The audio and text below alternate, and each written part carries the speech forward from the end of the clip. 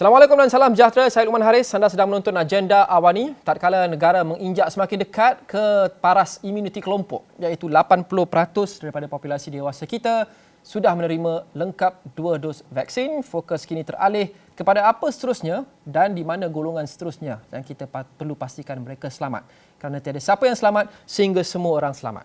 Baru-baru ini Perdana Menteri ada mengumumkan bahawa kerajaan setuju untuk memberikan dos penggalak atau dos ketiga, booster dose, kepada golongan berisiko tinggi apabila negara sudah semakin hampir kepada paras imuniti kelompok untuk penerima dos 1 dan juga dos 2. Dan hari ini kita saksikan satu lagi langkah ke depan untuk memastikan negara kita selamat, iaitu PICK, Program Imunisasi COVID-19 Kebangsaan, dibuka secara serentak di 6 negeri di samping 3 negeri dan wilayah yang sudah pun memberikan vaksin mereka kepada golongan remaja, mereka yang bawah usia 18 tahun. Kini kita sudah ada 9 negeri dan wilayah yang sudah memulakan pemberian vaksin kepada golongan muda, iaitu bawah 18 tahun.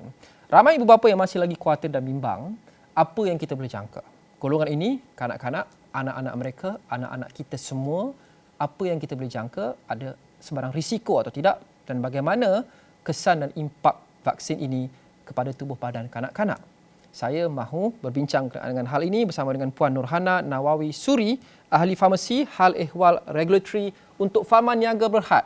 Apa yang kita tahu berkenaan dengan COVID-19 dan kanak-kanak? Kerana kita lihat sejak setahun setengah yang lepas, masih lagi kita belum tahu banyak berkenaan dengan kesan dan impak virus ini kepada kanak-kanak. Kita lihat setakat ini secara umumnya ia kurang mempengaruhi kanak-kanak atau menjejaskan kanak-kanak. Mungkin varian Delta lebih serius sedikit, tapi secara umumnya golongan dewasa dan khasnya warga emas lebih terkesan dengan COVID-19 berbanding dengan kanak-kanak. Jadi bagaimana virus COVID-19 ini mempengaruhi kanak-kanak dan juga remaja, Puan? Apa yang kita tahu setakat ini? Okey, terlebih dahulu Assalamualaikum sekali lagi dan salam sejahtera kepada saudara Luqman dan juga penonton Agenda Awani ketika ini.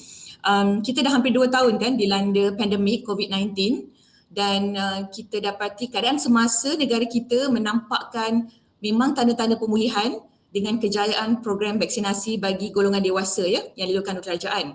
Tetapi kebimbangan masih terus dirasai, apatah lagi dengan kehadiran varian yang baru seperti Delta yang mudah tersebar.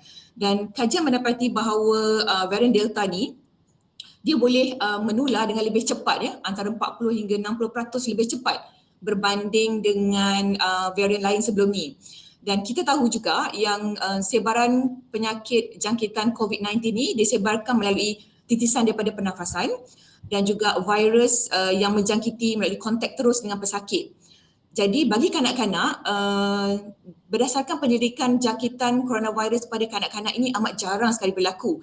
So that's why last year kan masa pandemik itu bermula, kita jarang sekali mendengar kanak-kanak dijangkiti.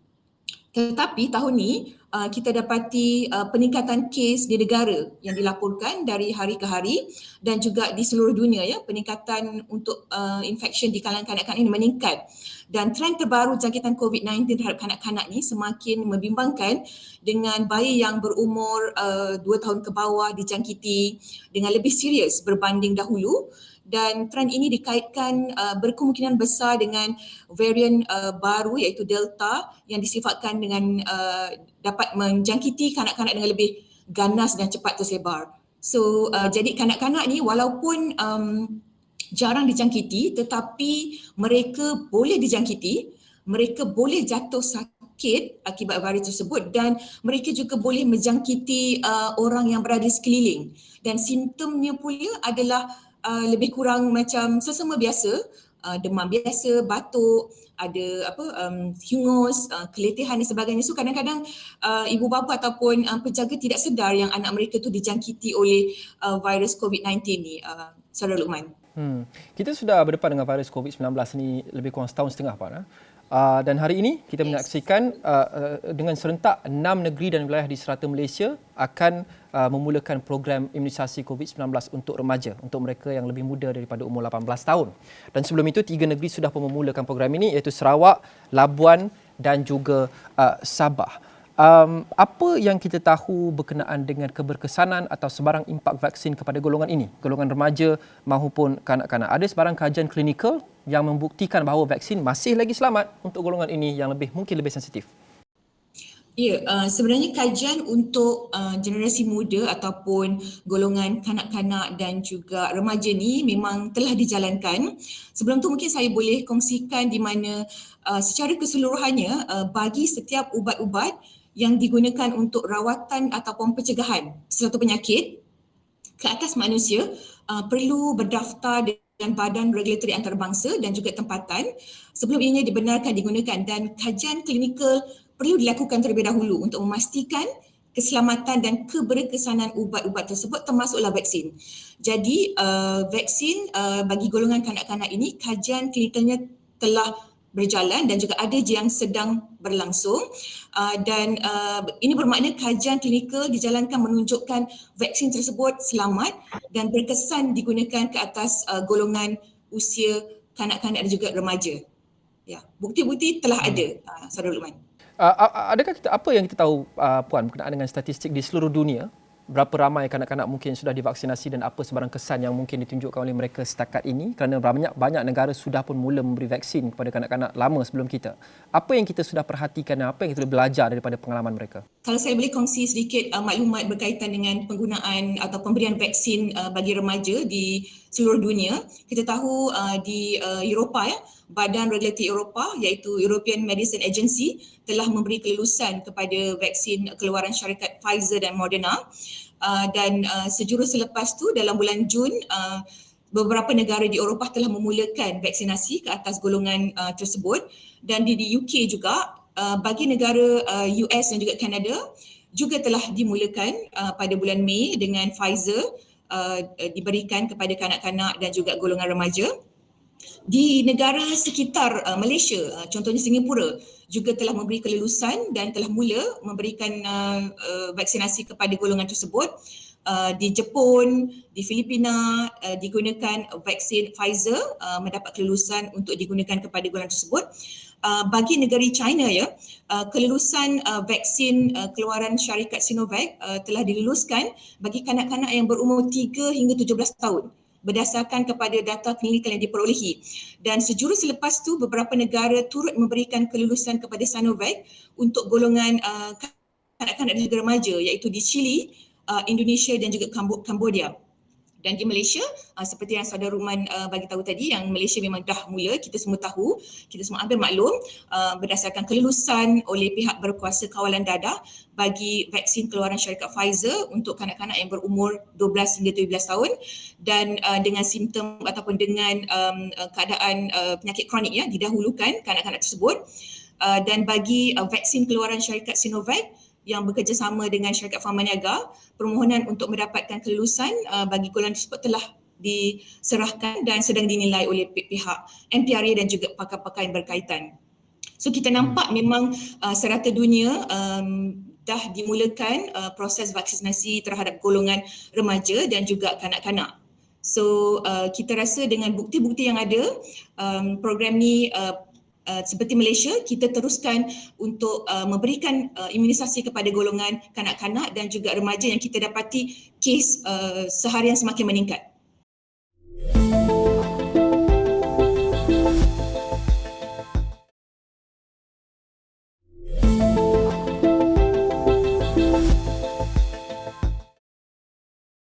Kita lihat sekarang ni, Puan, ramai ibu bapa mereka berdepan dilema. Kerana khasnya ibu bapa yang anak mereka bersekolah. Pembukaan sekolah pada 3 Oktober depan juga menimbulkan banyak kekhawatiran. Semula jadi ibu bapa akan risau kena anak mereka. Jadi mereka mungkin mahu memberi vaksin. Tapi pada masa yang sama ada juga yang khawatir kalau beri vaksin akan ada impak dan sebagainya, sama ada tubuh kanak-kanak itu akan memberikan reaksi yang negatif. Jadi ini dilemanya dan saya juga faham, saya seorang bapa dan Puan juga ada anak-anak. Kita faham ini dilema kerana ibu bapa mahukan yang terbaik untuk anak mereka. Apa pesanan Puan kepada ibu bapa yang bertanya, jadi adakah anak saya selamat untuk divaksinasi? Khasnya menjelang kembalinya mereka ke sekolah pada bulan 4. Ini adalah satu realiti yang semua ibu bapa termasuklah saya merasa risau keselamatan dan juga sama ada vaksin itu selamat digunakan. Dan seperti yang saya kongsikan seperti tadi, kanak-kanak boleh jadi pembawa kepada virus COVID-19 ni. Jadi kesan sampingan yang kita dapati selepas vaksinasi tersebut adalah ringan dan bersifat sementara, iaitu seperti sakit di tempat suntikan, demam dan sebagainya yang kita pun pernah mengalaminya, dan juga anak-anak kita pun dahulunya yang divaksin dengan vaksin-vaksin lain pun mendapat kesan yang seumpama itu. So jadi walaupun terdapat beberapa laporan kejadian yang jarang-jarang berlaku, ya, contohnya bagi vaksin keluaran syarikat Pfizer di mana terdapat kes isolated, kita katakan radang otot jantung dan juga radang lapisan luar jantung, namun risikonya adalah sangat rendah jika kita bandingkan dengan risiko jangkitan penyakit COVID itu sendiri yang boleh menyebabkan simptom yang serius, kesakitan yang serius dan juga boleh menyebabkan kematian. So jadi Badan Regulatory telah melakukan penilaian yang terperinci antara risiko, kesan sampingan dan juga kebaikan yang kita katakan sebagai benefit risk benefit ratio, ya, dan didapati memang kebaikan atau perlindungan yang diberikan oleh vaksin melebihi daripada risiko yang berlaku, yang jarang-jarang sekali berlaku. Ya, so kita tak perlu risau, dan kita tahu bahawa satu lagi fakta yang vaksin, setengah vaksin, contohnya macam vaksin keluaran syarikat Sinovac menggunakan teknologi virus yang dinyaaktifkan yang telah establish ataupun telah digunakan selama 40 tahun. Keselamatannya telah terbukti melalui vaksin-vaksin lain yang digunakan dalam National Immunization Program, contohnya macam vaksin untuk penyakit polio. Dan melalui kajian-kajian yang dilakukan ke atas kanak-kanak dan remaja, kesan sampingan yang dilaporkan adalah ringan, sementara saja, dan dia akan pulih dengan segera.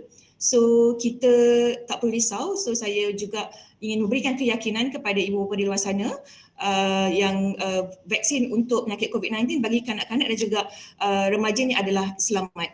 Jadi teknologi dan mekanisme yang sama sudah pun kita gunakan selama kira-kira 40 tahun terhadap vaksin-vaksin lain yang memang kita sudah berikan kepada anak-anak kita selama ini seperti vaksin polio dan sebagainya. Teknologi yang sama kita guna untuk vaksin COVID-19 Sinovac.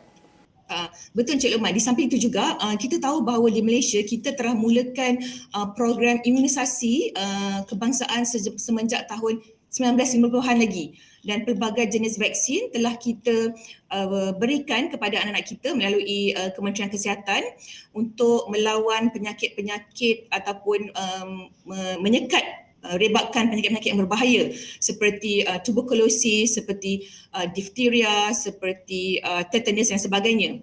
Dan kanak-kanak seawal umur 1 hari sehingga 2 tahun telah diberikan vaksin-vaksin tersebut, dan di samping itu juga bagi golongan remaja dan juga kanak-kanak berumur 12 hingga 17 tahun terdapat vaksin-vaksin juga diberikan kepada golongan tersebut, ya, seperti booster ataupun dos penggalak bagi penyakit merawat tetanus dan juga difteria.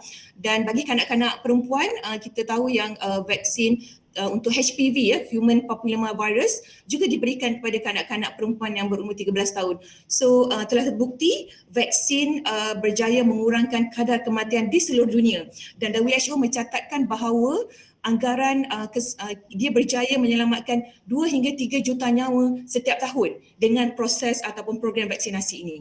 Dan banyak teknologi dan mekanismenya sama seperti yang digunakan dalam vaksin COVID-19 Sinovac kali ini. Tapi Puan, bagaimana pula dengan ibu bapa yang risau ke anak mereka kerana anak-anak juga tidak boleh kita pukul rata. Mungkin ada yang mempunyai anak-anak yang ada penyakit, yang ada asma, yang ada daya ketahanan rendah, immunocompromised, ada sejarah penyakit. Adakah vaksin COVID-19 selamat untuk golongan ini juga?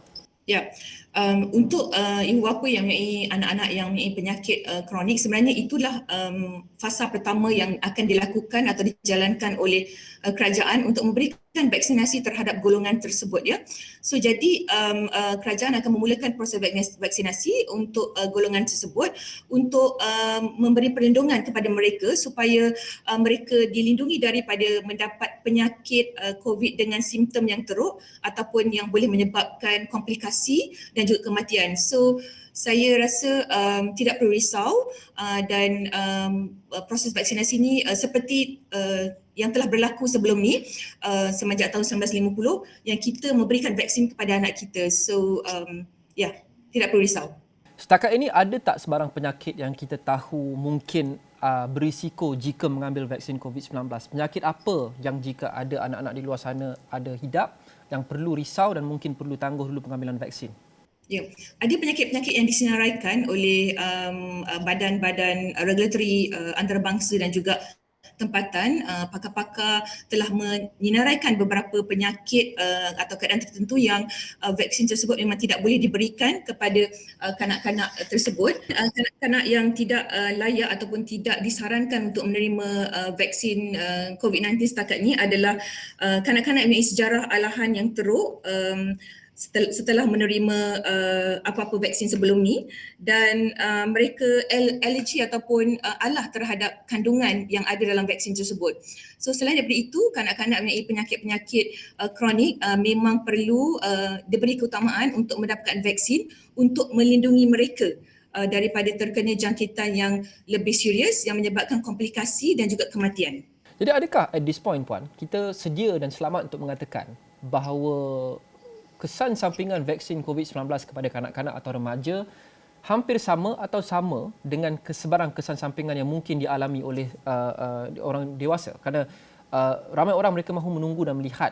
Jadi kita dah ada orang dewasa lebih kurang berbelas juta sudah ambil vaksin dan kita dah lihat keputusan setakat ini tiada lagi kematian atau sebagainya yang kita kaitkan dengan vaksin di Malaysia ini. Jadi adakah kesan sampingan yang bersama boleh kita jangkakan apabila kita mula memberi vaksin kepada remaja dan kanak-kanak? Memang kesan sampingan terdapat persamaan antara kesan sampingan penggunaan vaksin COVID ni selepas kita administrasi dos tersebut kepada golongan dewasa. Kesan sampingannya seperti sakit di tempat injection, sedikit rasa demam, sedikit rasa lemah. So kesan yang sama juga dijangka akan muncul untuk golongan kanak-kanak dan juga golongan remaja ini. So tiada perbezaan yang ketara antara kesan sampingan tersebut. Okey Puan, kita lihat sekarang ini mereka yang diklasifikasikan sebagai remaja, mereka bawah umur 18 tahun tapi 12 tahun dan ke atas, kita lihat persediaan sudah pun diletakkan dan malah kita sudah memulakan proses vaksinasi di 9 negeri dan wilayah di serata Malaysia, dan mungkin kita tunggu masa sahaja untuk kita melihat kepada kemungkinan untuk memvaksinasi kanak-kanak yang lebih muda dari itu, 12 tahun dan ke bawah. Jadi apa persiapan yang kita perlu buat dari sekarang untuk vaksinasi golongan ini? Yes, soalan tu sangat baik kerana kita perlu sebenarnya bersedia dan menyediakan dari segi mental dan fizikal ibu bapa supaya mereka bersedia untuk membawa anak mereka untuk divaksinasi, ya. So ibu bapa semestinya mempunyai pengalaman, telah ada pengalaman untuk membawa anak untuk divaksinasi. Jadi ada kanak-kanak yang takut dan ada juga yang berani. Dan kadang-kadang ada juga yang kanak-kanak lebih berani lagi daripada orang dewasa untuk divaksin, ya. Dan setiap daripada kita mempunyai tanggungjawab untuk kita mempersiapkan keluarga kita untuk divaksinasi. Beberapa langkah yang saya boleh kongsikan antaranya ialah mengingatkan kepada mereka bahawa sebelum ini mereka pernah menerima vaksin semasa kecil. Kalau ada buku vaksinasi tu kan boleh tunjukkan kepada mereka, ingatkan kembali, berkongsi maklumat berkaitan kepentingan vaksin dan juga apa yang dijangka akan berlaku semasa proses pemberian vaksin tersebut.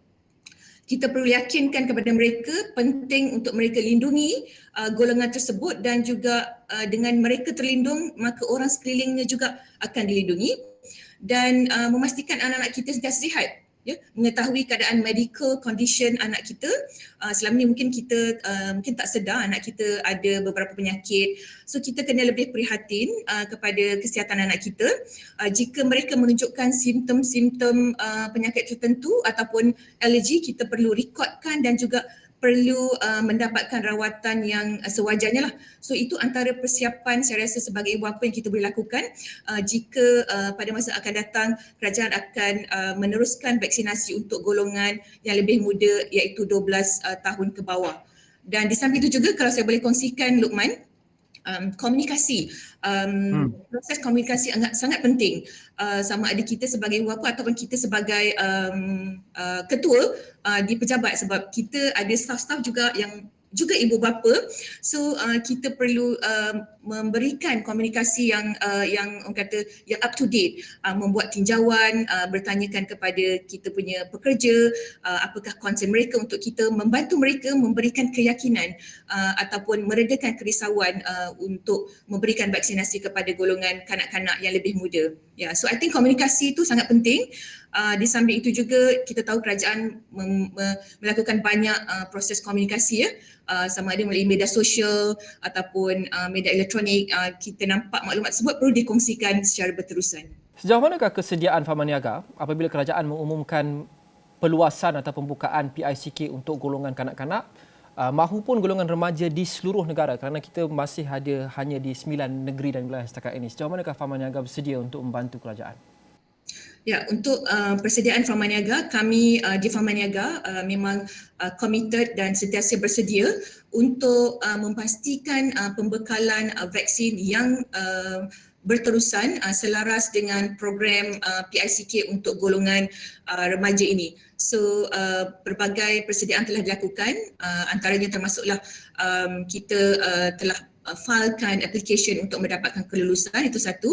Mempersiapsiagakan kami punya kilang dan juga proses untuk membawa bulk ataupun raw material daripada negara China untuk diproses atau untuk dibotolkan, divialkan, dan semua perkara tersebut adalah sedang dilakukan dan ongoing. Ya, kami bersedia insya-Allah. Dan ini juga saya jangka adalah pendirian dan juga persediaan yang sama sekiranya negara atau kerajaan memperluaskan pemberian dos penggalak kepada semua orang dalam masa terdekat. Ya, betul. Bercakap pasal dos penggalak, sebenarnya kalau saya boleh ulas sedikit, sebenarnya it's not something new.